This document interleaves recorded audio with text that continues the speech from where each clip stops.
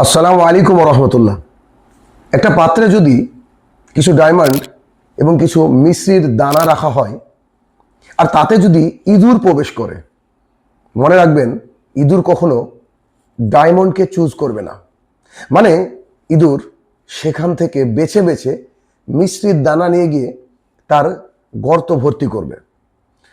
ঠিক তেমনি আপনার পাশে আপনার আত্মীয়, আপনার পরিজন, আপনার রিলেটিভ এবং আপনার কাছের মানুষ বা পাড়া প্রতিবেশী অনেক সময় আপনার যে ট্যালেন্ট সেটা কিন্তু বুঝতে চায় না এবং তারা আপনাকে অবমূল্যায়ন করে, তারা আপনাকে গুনতির মধ্যেও রাখে না।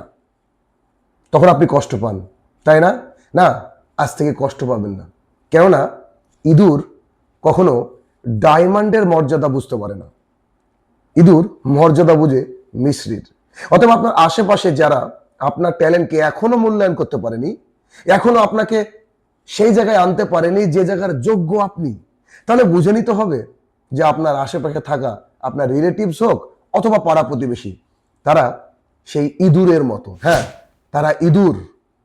আর সবচেয়ে বড় বিষয় কোনটা জানেন? ওই ইঁদুরের কথা ভেবে আপনি যখন কষ্ট পান তখন আপনি হবেন পৃথিবীর সেরা বোকা মানুষ। হ্যাঁ, অতএব বোকা নিজেকে না সাজিয়ে, নিজেকে ডায়মন্ডের মতো মূল্য দিয়ে নিজের কাজ নিজের গতিতে করে চলুন। মনে রাখবেন, মানুষ মানুষকে মূল্যায়ন করতে দেরি করলেও নিজেকে নিজে মূল্যায়ন করতে যদি দেরি হয়ে যায় তাহলে কিন্তু বিপদ আসতে দেরি হবে না। সুতরাং আপনি ডায়মন্ড, হ্যাঁ প্রত্যেকেই আপনার এক একটা ডায়মন্ড। অতএব মিশ্রির দানার মতো যে আপনাকে কেউ নিয়ে গিয়ে মূল্যায়ন করলো এ কথা না ভেবে নিজেরা নিজের গতিতে চলুন, দেখবেন পৃথিবীটা অনেক মূল্যবান মনে হবে আপনার কাছে, আপনিও পৃথিবীর কাছে অনেক মূল্যবান। নিজেকে ভাবিয়ে তুলুন, নিজেকে তৈরি করুন সেভাবে যাতে করে আপনি আপনার কাছে মূল্যবান হতে পারেন।